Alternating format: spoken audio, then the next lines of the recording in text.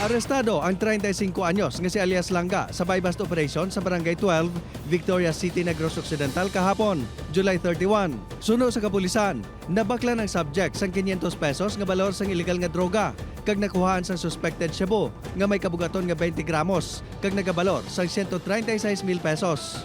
Nahunong na ini sa Victoria City Police Station kag natala na pasakaan sang kaso nga paglapas sa Comprehensive Dangerous Drugs Act of 2002. Masobra 200 ka mga anay rebelde sa probinsya sang Negros Occidental ang nagbalik na sa sabak sang gobyerno suno sa Philippine Army.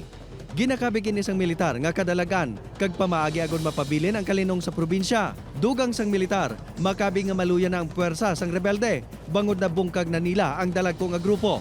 Ginkalipay man ni Governor Eugenio C. Lacson ang ini nga balita.